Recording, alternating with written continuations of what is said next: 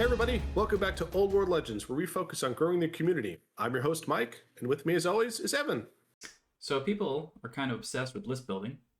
And what do you spend most of your time list building doing? Figuring out what the hell you're going to put on all your characters so they have the most customizable stuff, right? I mean, that's things people do endlessly for hours and hours. I certainly do it. And we are talking about that today. Oh yeah.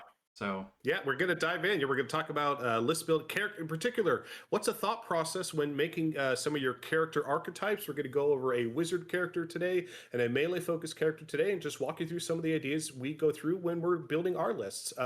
Again, before we dive in, we do have our Patreon up and running now, so please do, if you like our content, in addition to like, share, and subscribe, please consider supporting us on Patreon.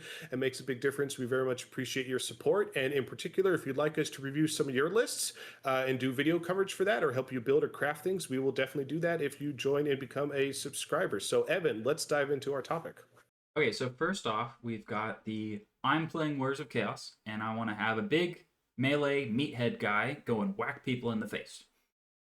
Well, if you got the Grand Army, Warriors of Chaos in front of you, and you've got kind of three options here. So if you got the Chaos Lord, and you got the Exalted Champion and Inspiring Champion. So if you open up your book, right, all these guys are actually listed next to each other because they're like kind of different tiers of the same archetype. And so, and whether you're playing, Warriors Chaos, you're playing an Orc War Boss, or you're playing, an Empire General, it's the same idea. You've got different tiers of a melee character, and there's pros and cons to picking each one, and that's what we're going to talk about today. Yeah, and so we're going to use the framework, the typical framework that most people are going to be going through when playing with their friends or at events, is a 2,000 point roster. Of course, you can play more or less points, but we're going to go off that as our baseline because that's what most people expect. Also, on top of that, we will be thinking about this from the match play guide rules. Yeah. So that means that you can't have more than 25% of your total points cost on a single unit or character entry. So that means that we are capped at 500 points in total for a single character in terms of the thought process. Yeah. In most cases. So again, we're going through a 2,000 point list in the general thought process. So that is the framework for everybody wondering how we are judging this off of. So first and foremost, we're starting with the melee archetype character, and there are definitely hybrid characters such as the Demon Prince, which is why we didn't include him here, because he can also cast spells and such. We're just looking at, okay, I really want a character that's going to punch something in the face, and they're very focused on that. There are pros and cons to hybrid characters versus single archetype characters, but that's where we're starting with today. So we just chose Warriors of Chaos because it's a fun list, one that people are familiar with and is popular. And again, we could go through this with other army archetypes in the future if this is something people would like us to do as well. So starting with the Chaos side, you're deciding between the Lord, the Exalted Champion, and the Aspiring Champion. So there's a couple of things going through your head right now. Is what are the base points cost for those characters? And there's a pretty big jump in though, from 70 points up to 195 points. And the first thing that I always do before I get too far ahead, I know there's going to be a difference in total magic item point allowances. That is very common. There's typically also a mount difference between these tiers, like, oh, the higher tier characters can go on a dragon, a lower tier character can't. That's true in some cases, not in others, and they did do some recent changes in the last FAQ to allow Exalted Champions. Previously, they could not go on a Chaos Dragon, and now they can. So they've, these are some things that will be changed. So again, it's first looking at what are the allocation point allotments. Is there a magic item that I really want or a combo that I'm really interested in? But generally speaking, I'm going to be looking at what I would consider a Lord type character. Now, what does Mike mean by that? In older editions of fantasy, your characters used to be divided into hero tier characters and Lord tier characters.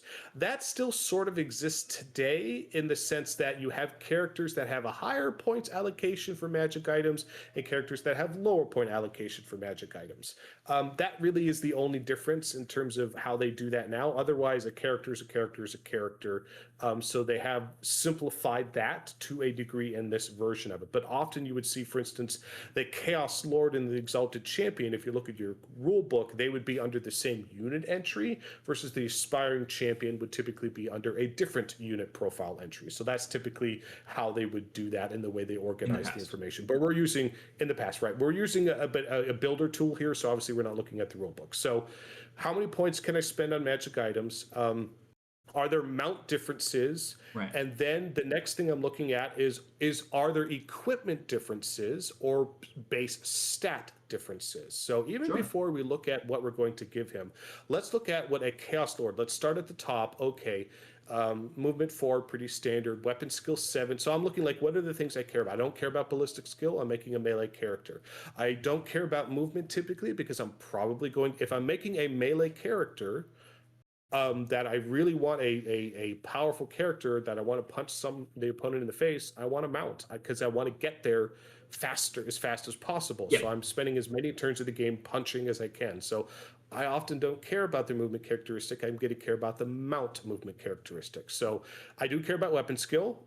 If it's a Lord level character in the current edition of the game, it's basically you need weapon skill 7 or go home is often the way it is because the best melee characters in the game are often weapon skill 7. Or higher. And it's not, there are ways to get higher, but that's less common. Yeah. If you're weapon skill 5 or 6, you're not really in that upper echelon of this edition. It's really 7 is really the place you want to start at, assuming your army gives you most armies have a character that can get to weapon skill 7. Not all.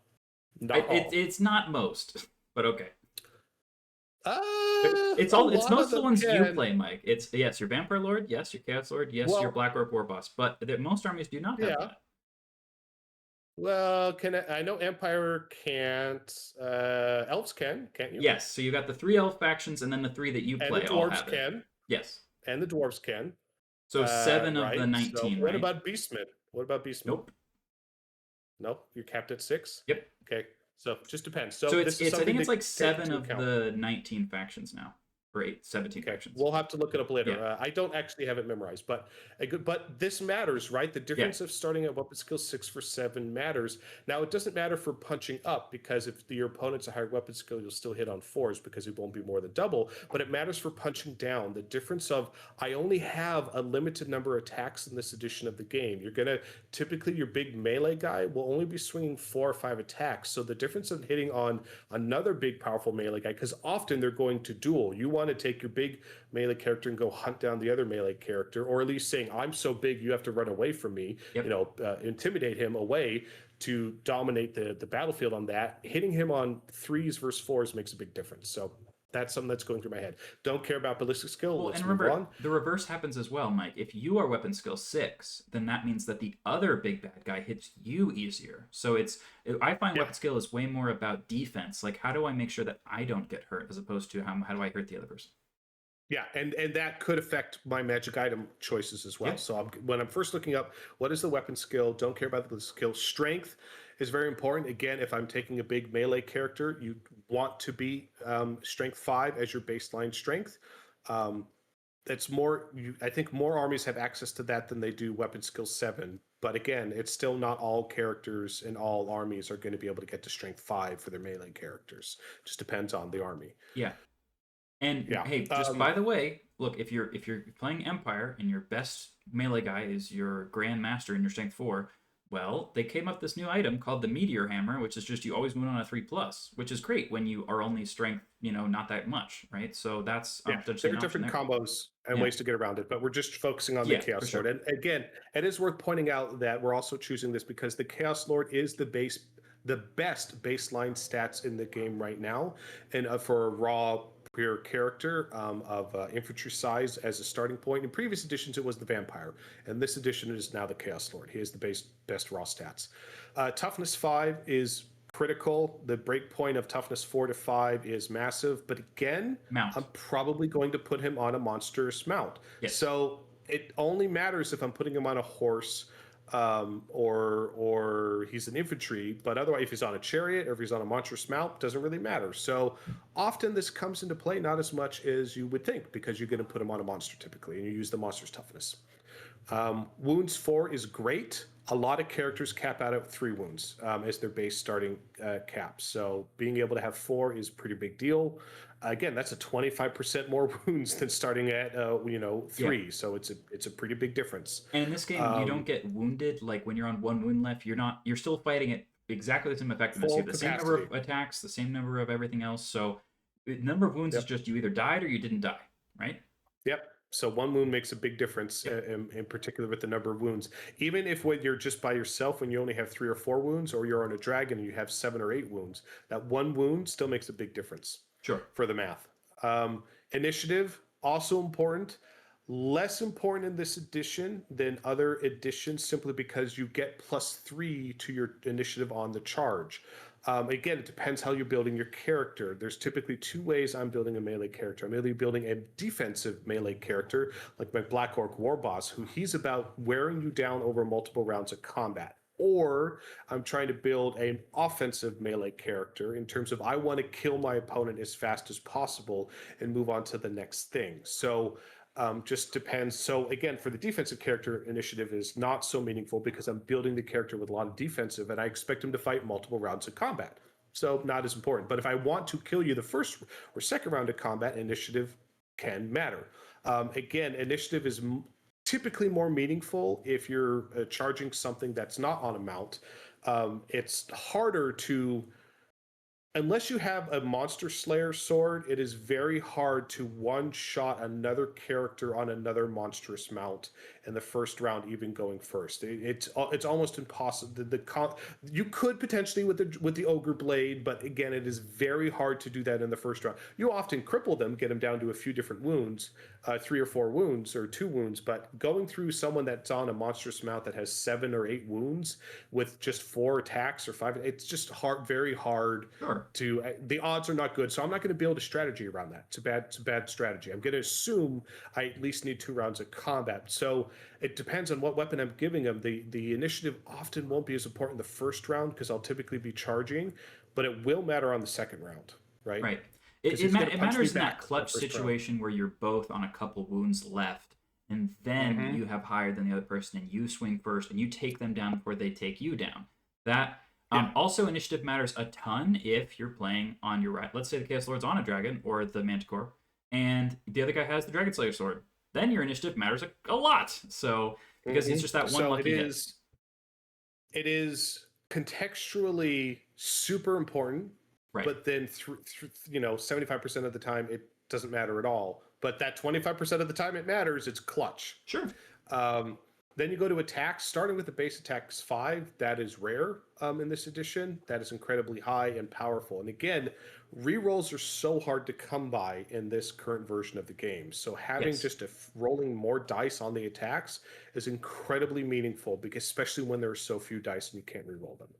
And then often leadership, I care a lot less about it typically on my melee character, because I'm not using him as a support character, utility character to be in the middle of my army. Often I will put the melee character not in the center of the army. I'm going to want to be flanking my opponent and want to bulldoze him typically on one side. I'm going to pick the left flank or the right flank, and that's the flank I want this big beat stick character to go barreling down. So leadership becomes less relevant for this type of character because he's often not going to necessarily be near the troops. That being said, typically he would be on a large target if he's on a monstrous creature, so they have the 18-inch range. It is nice to have that leadership, but I'm typically going to assume I need my leadership to hold my army together coming from a different source and not rely upon this character, because if he's having to hold the line for the troops, then that means he's not focused on punching something in the face. So I typically separate those out. And I'm not saying that's right or wrong. I'm saying this is how I go about crafting a melee character. Sure. So you did mention loadout and rules. So the rules for those 3 different guys is all the same. They all have Gaze the Gods. They got the ensorcel weapon. They got Chaos armor. So they all have the ward save already. No, the Chaos armor is not all. It's not well, all. It's the same. They don't have the full ward plate. save is the same, but remember, because Chaos armor, Mike, is not the same thing in this edition as it used to be. Chaos armor in this edition is just you have a ward save. Yeah. The only thing that makes the big difference is the full plate versus the other characters only have heavy armor. Now, again, it depends if you're on a monstrous mount or not. So it's cool that you have full plate with your Chaos Lord because you get that 4-up save. But if you're on a dragon, it doesn't matter because the dragon gives you a 4-up save automatically and you can't combine those things. So again, it depends. But if you're on foot or if you're on a demonic steed, the full plate is a big deal then. Okay, so maybe we move on to mounts next, because what loadout you take, for example, could matter a lot for the mount, because, for example, do you buy a shield? Well, it probably matters whether your mount needs you to have a shield or whether it already has a good enough armor save. Like the Chaos Chariot already has the 3+ armor save, so buying a shield if you're on the Chaos Chariot doesn't really do anything, right? Well, let's quickly look at the stats real quick, because for the melee, the difference in the stats. So we went through the Chaos Lord Yeah, stat. let's look at the other ones. The other ones real quick. This will go faster. So the exalted weapon skill is 1 lower, but again, 6 to 7, not a deal breaker, but it does make it does matter. Strength is the same, that's good. Less toughness. Again, if I'm on a monstrous creature, doesn't matter. If I'm not, toughness 4 to 5 is a big deal. 1 less wound, less initiative, not as critical. Only 4 attack. 4 attacks is still great. Most melee characters and most armies will cap at 4, so 4 is still great. 1 less leadership, not as important. So generally speaking, he's pretty close to the Lord, but he takes a little bit off on all these different stats. But even this guy's stat line is pretty much on par with pretty much almost any other melee character in most other armies. So still very, very strong. So worth considering. I think the biggest difference is, let's go back to look at them side by side. Evan, what's the points cost difference to pay for those stats? Wow. 70 points. That's a 70 points. That's a lot of points. So now before, like I said, is if you want to put him on a dragon, which is often, if you want to make the most powerful punch something in the face, the dragon is the way to go. But how many points is a dragon? 285. Oh, that's a lot of points for Chaos Dragon. So Exalted Champion on a Chaos Dragon is 410 with nothing else whatever. The Chaos Lord on a Chaos Dragon is 480. So wow. The 70 points there becomes a lower percentage of the number of points. However, it is a problem when you only get 500 total to spend. This Chaos Lord can now only buy 20 points of stuff, right? And look, even Marks of Nurgle, for example, are already 10 more points. So you have very little, like if you just buy a great weapon or a flail, for example, and a shield, you are already at 485 points. You only have 15 left to buy literally anything else, right? Yeah, and that's the thing. We're suddenly like, if you're paying, with the way the rules are currently, if you're paying that additional 70 points for all those additional stats for that Chaos Lord, but you can't give them a great magic weapon for those stats to really, you need the combo of those great, again, if you're building an offensive character, right? You need the combo of those stats paired with a really good magic weapon. Pairing it with a great weapon is still good. I'll do that with my defensive Black Orc War Boss, but for a Chaos Lord, I'm not maximizing the point of those stats. So this is why they clearly did this intentionally, where the Chaos Lord on the dragon decked out before, his 700-point guy, was the most deadly thing in the game, and everybody was just running it, which is why they made these new rules saying, nope, for match play, that was not healthy for the game, cap it at 500 points.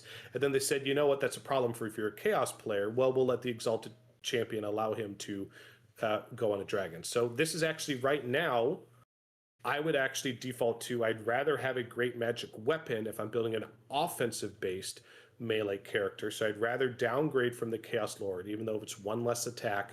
Now, again, what you could do is you could still give that Chaos Lord a great weapon, but at this point, and it's still good, don't get me wrong, but it's not going to have the same, I'm not going to sit here and do all the math, but if you actually went to the Exalted Champion and gave him an awesome magic weapon, he will have a greater output versus a Chaos Lord with a just a great weapon itself. So let's look at the magic weapons you could potentially put on it, because this is my thought process. First is, what are the stats? What is the difference? So, what am I capped at? Then I look at what's my mount. Now I'm going to look at what's the hardest thing I can punch with. I just want to say real fast that the number of attacks you have is huge when it comes to how much value do you get out of your magic weapon, because having 5 attacks and buying the Ogre Blade means you're doing 1 more attack, so 25% more damage with that same, the weapon costs the same number of points, but this guy gets 5 attacks with it, and the Empire General has 3 attacks. So if they both buy the same weapon, this guy gets more out of those points spent on a weapon, because the weapon does the same thing but multiplied by the attacks characteristic, right?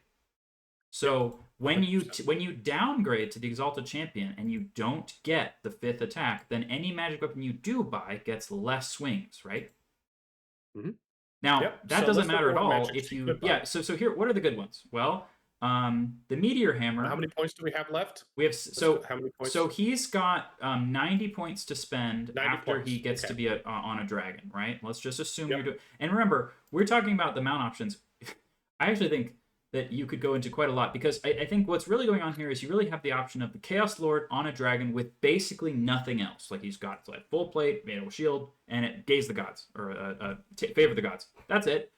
Yep. Okay, fine. Or you could put a Chaos Lord on literally any other mount, like the Manticore, for example, right? And then you can make this Chaos Lord, because look, wow, how many points did we just drop?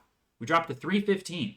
Now you can buy every single goddamn upgrade you might want on this damn dude. He's probably still under 500 because he could have the Ogre Blade, Yeah. he could have the Mark of So Nurgle. let's look at the right? mounts real quick and just Right. not to spend too much time on them. Let's look at the castle. Let's look at the mounts. So we started with the dragon because that still has been the best choice and is still a very good choice. And the reason why the dragon over the other things is first is defense, is you get the higher toughness and you get a lot of wounds and you Yeah. have fly and swift stride. You have all the good things. Also, the dragon is a behemoth and it has stomps, and stomps are very powerful in the game, and they're still very powerful in the game. They're a little So bit less that's the powerful reason now why. that I really hope every army out there is going to bring the banner that means you can't stomp anymore. I think Well, everyone they're should less be taking powerful versus that one unit that takes Sure. the banner, and then they're just as powerful versus all the other units who don't. that have they that would banner. kill. That in my mind, those are all the units they kill anyway. The big important melee Totally. unit that's sitting in the middle of the table, they now don't do that against, right? It's a big deal, but Yeah. either way, this is why you choose the Chaos Dragon, because he gives you both really good offense and really good defense. Yeah. Now, if we look at the other mounts real quick, So let's go from highest to so- lowest. You got the Gore Beast Chariot. I mean, I don't even want to talk about this. Yeah, it's movement 6. You're never going to see it. it's not so gonna be it the doesn't have Manticore, Swift Stride though. and it's movement 6, so you are very slow. It's a slow chariot. You're never going to see it. Now the Manticore, I've had fun with the Manticore. Now the Manticore, to Evan's point, this is the one thing out of all his other mounts. Yeah. This is the only other mount that has fly. Back to my earlier statement, the way I go through choosing a melee character, I want my melee character to fly. I want him to be as fast as possible so that he is punching things on turn 2 and punching things for as many turns as the game as he can. early So on. I want him to have fly. So to me, it really is a choice between what can fly and what's worth taking. So it's either a dragon or a Manticore. The dragon does both those things well. Now the Manticore, he still gives you a bunch more wounds. That's great. He's Yeah, it's actually, good. he could bite some things. His damage output is nowhere near the dragon because he doesn't have the D6 behemoth stomps, because the Manticore He's is a monster. creature. It's not a behemoth. So that means it's not just about it. The number of stomps he has is less than D6. If you scroll down, I think it's D3, but he also doesn't have the -2 AP. Yeah. So his stomp attacks are way less meaningful than. And you also have to deal for the willful beast. So you could run to a situation where he does become frenzied, and then you have to charge something when you don't. That's want to. true, but now the Chaos Dragon's impetuous, so it kind of starts going, both. But again, you have to. Right? Right, it's still a leadership test. So it is impetuous at Right, that in a point. way, yeah. Right, a willful beast plus with your leadership versus impetuous. It's basically the same thing because you But have to. at Pass least you get the leadership test. +1 attack, right? So that's kind of fun. Yes. So pros and cons. Again, it's not really that much of a factor because I just said you have to fail a leadership test, and the Right. Chaos Lord has leadership 9. So odds are pretty good. You're fine most of the time. Now so the biggest difference with the Manticore, and he still has Swift Stride, is again he doesn't give you as much. You lose the toughness, so that's a big difference. You don't get the defensive characteristics that the dragon gives you. So you don't get that toughness 6. Yep. And you don't get 10 but you still wounds. get 4 wounds. You get 8. So. So that it's a big. You have less wounds and you're less tough. That's a big deal. So you're way less tough. In terms of damage output, you also don't have. You're just as fast, but you don't have the same number of. Your stomps aren't as good, and your base attacks are 4 strength 5. They're fine, not as good as a dragon. Also, you lose attack to the venomous tail, which stinks. You don't have to So you buy the actually don't- venomous tail, right? If you buy it, you use it. You don't buy it, you don't use it. It's a bonus. Doesn't it come with You don't have he has to a buy it. bite or something though? Doesn't he have something?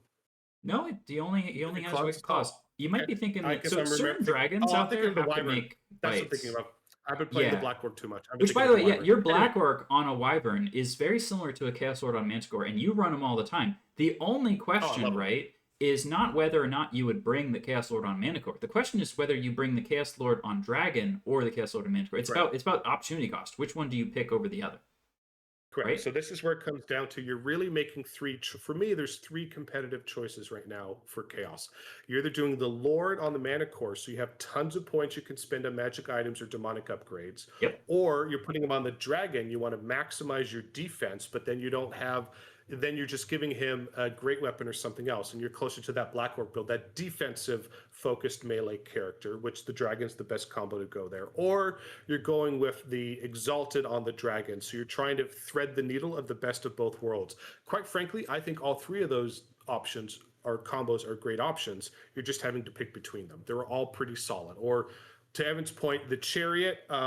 I wouldn't do the chariot because it doesn't have swift stride. It's too easy to avoid line of sight on the chariot. It's too vulnerable being out by itself. It also Chariots costs are fun, but only a little bit less than the Manticore, which is so much more mobile. exactly right. For 10 more points to Yeah. be able to fly, it makes no sense. Now, the Yep. demonic mount, again, if you are in, or Steve, you're going for cost efficient damage output and you have a lot of cavalry that he could be hanging out with, then this is another option to consider. But again, it's not where I start because I want, if I'm going to take a very heavy melee focused character I'm investing in, I want as much punch out of it as possible, and I don't want it to be tied to another unit, and I want to be able to fly. So you lose a lot of maneuverability when you go the demonic route. You can be a skirmisher, though. You can be a skirmisher, but if you're by yourself, you are very vulnerable to cannonballs and magic spells and other things. So I would not see. This is where, if I'm on the Manticore, you are more vulnerable to those things, but less vulnerable than you would be on the demonic mount. But if you're on the dragon, you can get shot by a couple cannonballs and still be fine. So pros and cons to all these decisions. Right. So with the typically a dragon, you're defensive enough that I feel confident putting him on the flank of an army and putting him in the open, relatively speaking, on the flank where he might get shot by a couple things, but I know you're not going to be able to one-shot him or even two-shot him. You'll wound him and hurt him, but he's going to be there and he poses a big threat. Versus the demonic mount, you have to play more cagey, you're restricted by unit, you could fly around me. The Manticore, I still want to typically be a little, I don't really want to be shot by those cannonballs on the Manticore, but I could take one cannonball, but I really don't want to be taking two cannonballs. Yeah, and there's another couple advantages here. First of all, Manticore actually has a plastic model, so that's great. The dragon doesn't have a model, so yeah, that's different. I mean, so and for some people, that's a big deal, right? Another thing is that this is not as strong. Yeah. It's not overwhelmingly strong. So if you want to bring the flying lord and you really want the lord to be the star of the show, this is kind of the way to do it, right? Yeah. Again, the three combos I said are all valid in my mind in the game right now. Chaos Lord on Dragon, you're more defensive profile, so you're really going for that melee character that's defensive focused, still good offense, don't get me wrong. He's going to wear something down or another lord if he ran into another lord or a few rounds of combat. Versus if you're on the Manticore, you're going full offensive, right? And you're choosing full offensive with more magic items. But the reason is because there's no reason to buy the Manticore and then try to buy a bunch of items that makes you tougher than the dragon guy. This guy with no items is tougher, has higher defense than the Manticore with any combo. If you want a melee character, correct. If you want a melee character that's a defense build, you choose the dragon. Yes. If you want a melee character that's offensive focused, you go with the Manticore, and or you just go buy for the exalted. Yeah. So let's look at the magic items real quick. Sure. Doesn't matter. Put them on a mount. So you've got some. I feel like the melee weapon. I feel like you can't be doing this with the mundane magic weapon because surely you want to take those 5 attacks that you got and you want to supercharge them. So you have the option of the ogre blade, just 75 points. So it's lots of points. But you already have a ward save, so you don't need that. D3 wounds on every single swing, very, very good. And you have 5 swings, that's great. Cackling Blade gives you extra attacks, so the fact that you had 5 to start with doesn't really matter. So this is probably better of like a weapon on like the Exalted as opposed to the Chaos Lord, because you already had 5, right? You don't need to get D6 more to that. You want to take those 5. Hunting. Yeah. So it depends where you're hunting. Are you specifically, are you making something that's going to be, it could hunt anything? Right. Do you want to make something that I'm specifically hunting monsters? Or are you making something that this is meant for chewing units to pieces? Sure. Those are all different strategies in how you're building your offensive build. All right, and then Meteor Hammer is the other, like one of the mundane ones you might consider, but Meteor Hammer doesn't, it just wounds automatically on a 3+, so it's not taking any advantage of all of you paying Strength 5. So if you're Strength 4, buy Meteor Hammer. That's a good option to think about, right? But if you're Strength 5, why would you buy that? You can just take advantage of how strong you already are and buy a weapon that's just good. The Chaos weapons are potentially not amazing. I mean, this one is only in Heralds of Darkness. Don't even look at them. I know. I mean, I really like the idea of this Demon Sword to get a couple extra attacks, a couple more strength, but then it's like you hurt yourself a lot, right? Again, the problem is it's 75 points. And it's a jillion points, right? It's not better than an Ogre Blade. It's not even on par with an Ogre Blade. And it costs the same. So, right, that's exactly right. So it's just not worth considering. So again, if you're choosing an offensive melee character, you're really looking at, can I afford the Ogre Blade or not? You have the huge benefit for a Chaos Sword specifically, because that's the only one that makes sense for him to use. The other ones don't make sense for him to use, really, right? Correct. And you have the huge benefit of you have a ward save built into your stats, so you don't have to buy a ward save item. So that's a huge advantage that you Yes. get with this melee character. It's not the true with other characters. So Ogre Blade is still probably if you can afford it, the best offensive melee weapon in the game for a Chaos Lord. He already comes with full plate, so you don't need to worry about that. And then you could give him a shield, even better. Whether you're on the Manticore, whether you're on the Dragon, shields are great. And then it comes down to the marks. The marks, Corn is a non-starter, Frenzy is a non-starter. You can't lose control of your character, so I wouldn't even look at that. Then it comes down to Nurgle, Slanesh, and Tzeentch. So Tzeentch, again, if you want to do magic resistance, but he's not a wizard, And you can you have points to buy the collar, right? Right, you have the Brazen Collar. So at that point, you would just go with that versus. So it really comes down to the Marker Nurgle or Slanesh. Honestly, Slanesh, you already have a really high initiative with this character. It's just not worth it to me for Slanesh. So Nurgle is one that I would consider, depending on the points. Again, if you took a Chaos Lord on a Dragon, you wouldn't be able to afford all these things. But if you're going to on a Manticore, or you're going down to an Exalted on a Dragon, Marker Nurgle is definitely something I would consider. Okay. Yep. And then, so we only spent, so just so people realize, right?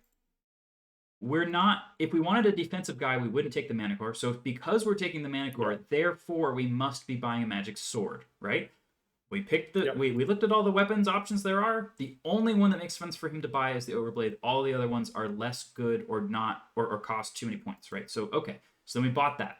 So now we're only at 402, so we still have 100 points left. And you've got Gifts of Chaos, Chaotic Traits, and more items. So as far as the items go, I feel like every Chaos Lord worth their salt has to be buying at least one Favor of the Gods, right? Yeah, because you will roll that one on the first turn of the game if you don't. So you need to drop 5 points to take the re-roll for your Gaze of the Gods table, because you definitely want to be rolling on Gaze of the Gods every single turn with your Chaos Lord, because if you get +1 weapon skill, +1 attack, +1 strength, those are huge. And again, how much they multiply your potential output of that character in combat. So you want to be rolling on that every turn. Okay. And then the Bracing Collar is typically a go-to because it's the best defensive magic item. Hey, because typically that's one of the ways people will kill your melee character. I will debuff you with spells, or shoot you down with spells. And if you can take magic resistance too, it's like, yep, for 20 points, it's hard to say no to that. Okay, and just to point out real fast, you can still buy defensive items when you're trying to build the aggressive character, because if there's no downside to buying them, it's just that if all you want to do is stand there and not die, then you just get the Chaos Lord on a Dragon with nothing, because the toughness 6 and having 2 more wounds is better than all this other stuff. But as long as we have the points, we'll buy the things that we can afford.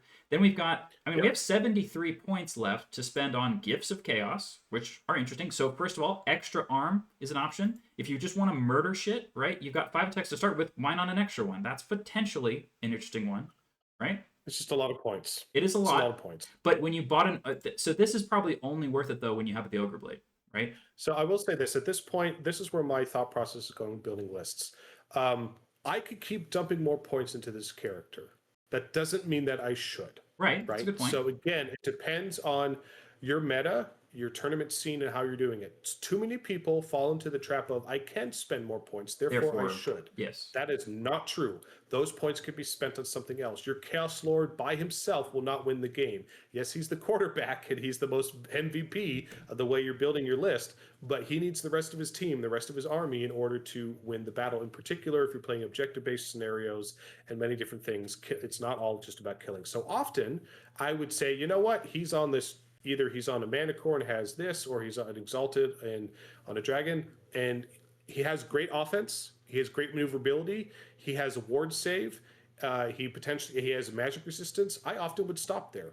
That is a good enough character that can kill most things in the game. That is one of the most powerful. You could keep spending more points, and we'll go through it real quick, but I'm saying you can also just stop, and that's typically where I would. From a list building preference, I would rather spend those points on other things, because it comes back to return on investment, your ROI. If he punches a little bit harder, is it going to swing the battle in my favor? Or would those 50 or 70 points be better spent on another character or another unit that is going to give me a larger advantage? And I get to a point where you have diminishing returns the more points you spend on the character. Because at the end of the day, he can only be in one combat at a time. Okay, so I just checked. out of all the chaotic traits, you can't use or get no benefit from all of them except prophetic foresight. And this one is just that scouts and ambushers can't deploy within as close to you, which is not something you necessarily want on your lord. You want that on like a unit of 5 guys who are just hanging out in the back or something. Yeah. So Zoning so units. so these aren't meant for him. The gifts of Nope. chaos, enchanting aura used to be the best one, but this is no longer allowed on monsters, so you can't do that. You've got Yep. extra arm as the option there. I mean, then a lot of the other ones are just totally locked out or they're not worth it. So potentially, right? Yeah. What is demon flesh? You can't be winning on a roll of a 2. I mean, when you're not as tough as normal, that's potentially a good thing. It's just a lot of points. So this means cannonballs can't wound you on 2s. Things that are strength 7 can't wound you on 2s. That makes you kind of like your toughness 6. However, it's a lot of points to spend on just that, right?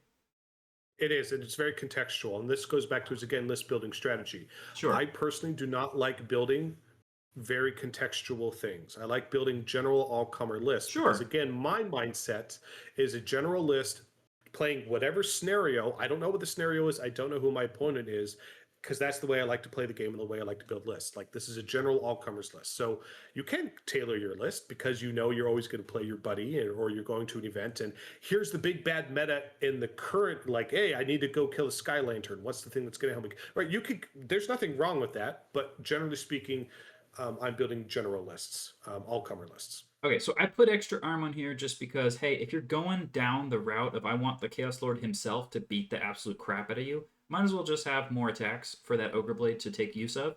And then, hey, once you start rolling Gaze of the Gods, start rolling 5s, you get even more attacks. That's kind of fun, you know. That's just the vibes thing I'm going with. But we should compare this guy against the Exalted Champion on the Dragon, who gets 90 points to do stuff, whatever stuff he wants to do, right? Now, this guy could potentially be built offensively or defensively because he just gets more points to spend in either direction, right? So, what do you think is the first thing you go to? The items? See, and this is where I had the in terms of, if I'm making an offensive based character, right, Right. versus defensive based character, the weapon is where you go to first. You always, Sure. like, what's the hardest thing I can punch something with, and it's still the ogre blade, right? So again, we're going to quickly get to the point it's where the you ogre should blade, jump right? 75 points. But it's all Yeah. of your points. Then you can't take any what's it called? Gifts of the Gaze of the 5-point item. Favor of the Gods. Can't take any of those anymore. Right? And you have less attacks. So this 75-point item, you only get 4 attacks with it. That you're not wrong about that, but mathematically, I don't see the other combos as Right, nearly but then as you're good. also already up to 485, so what else do you take?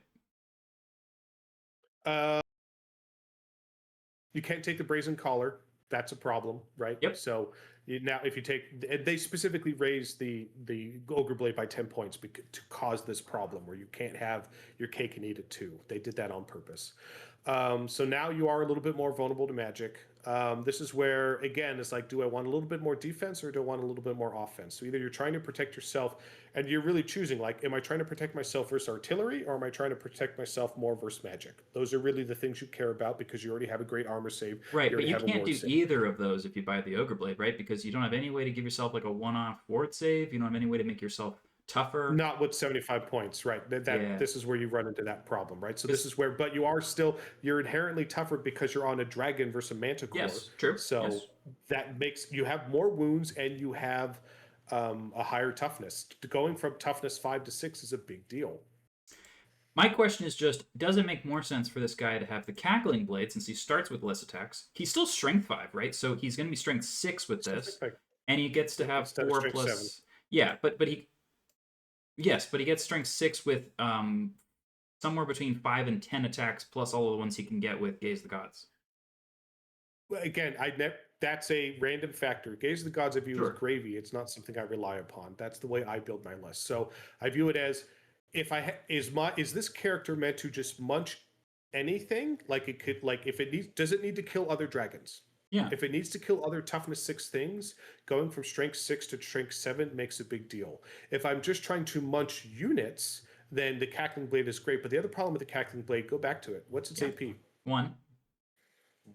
That's huge problem. Taking things, because the things I really want to, I don't care about killing peasant bowmen or infantry with this. I need to kill things that have 2-up saves, 3-up saves.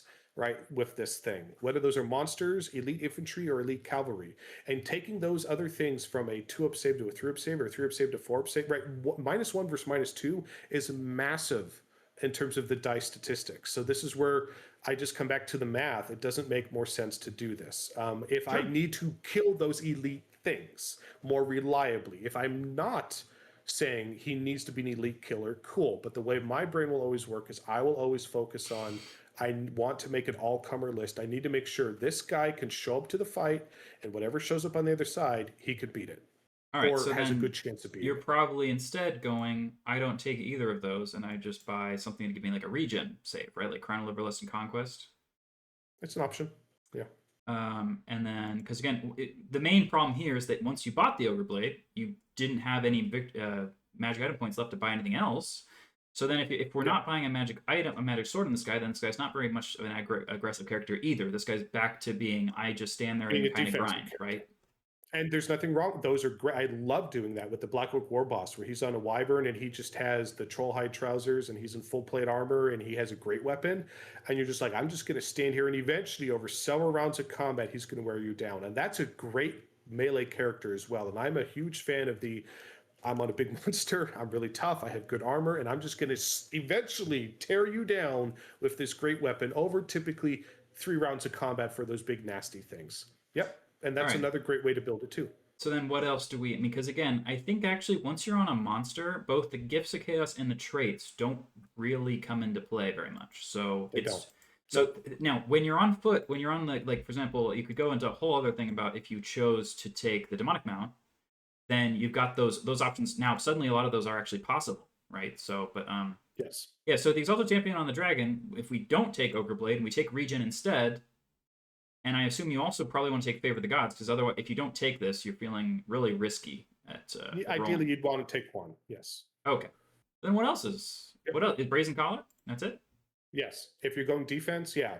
Everlet Crown. So you want the regen. You have the 4-up save on the dragon. You won't be using your shield, which is fine. But then you'll have your 5-up ward save. Well, you can't really use the you'll shield, have right, your- Mike? Because it is a 4-up armor save from the dragon, and you only have heavy Yeah. armor. So even if you brought the shield, Yeah. it would still only be a The 4-up. armor's Doesn't do anything.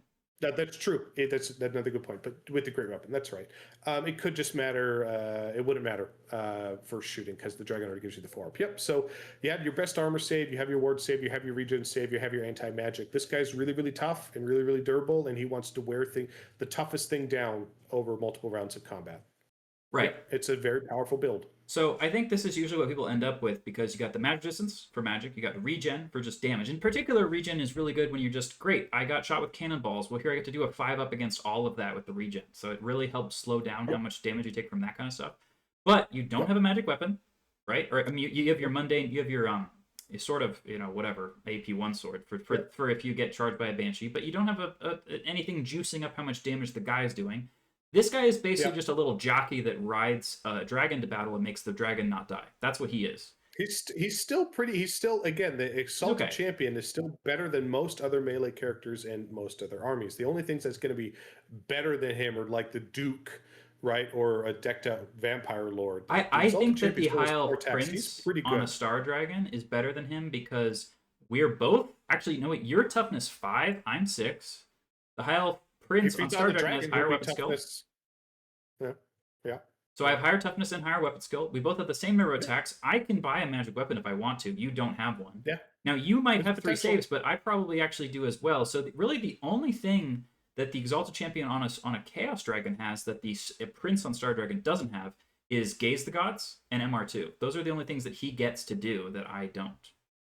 Yeah, in that particular combo. And now you're coming down to, okay, if I'm building a defensive based character, would I be better off with the Chaos Lord stat profile with the higher toughness and the additional wound and the additional attack with the great weapon, versus the Exalted, who he had basically the biggest benefit is he has the magic resistance and the regen. So pros and cons. Do you want pure raw stats, or do you want better situational things? There's good and bad to both. Right, and remember, this guy's also doesn't have leadership 9, and he's impetuous from the dragon. So he's now a leadership 8 guy who has, I don't know if people know this, but the difference between 8 and 9 is actually massive on your leadership test. It goes from being a 90% chance you pass to being like a 76% chance. It's a really huge difference in my mind. So Also, he's Yep. potentially not your general. If you now maybe you have to buy a different guy to pick the general. So that's another thing. I to would consider. prefer him not to be the general, Yeah, actually. yeah. So, again, in terms of my personal preferences with these two options, I would choose the Exalted Champion on the Dragon with the magic Sure. resistance and the regen save, and make him not the general. That would be how I would construct it. But not, lots of people do things in different ways. Okay, well, I think we've Um, given people. I mean, this is probably also one of the most complicated choices because there's so many potential builds with this archetype of Chaos Lord on or Exalted Champion on all these different mount choices that really fit yep. together. But it gives you a good example of why you might be building it a certain way. Newsflash: don't just look up lists online and copy them because if you don't understand why someone did something, it's worthless, right? So Or again, it's a good starting point if you don't know where to start, and then play some sure. games, and you'll make some mistakes, and you'll learn some things. Cool. Well, I think I think this needs to be the first part of the video now, where we're talking about how to build. Yeah, The, we the originally ultimate intended to do melee two character. different character archetypes in the same video. It's been 45 minutes, so yeah, we'll just do that. So As the let's next jump one. to the next one, and let's talk about how to build the ultimate wizard in the next video. All right. Evan, any last closing thoughts, sir? I just think that everyone out there can stay legendary. Yes, and again, if you've gotten this far in the video and you enjoy our content, please consider supporting us on Patreon. We'll see you next time.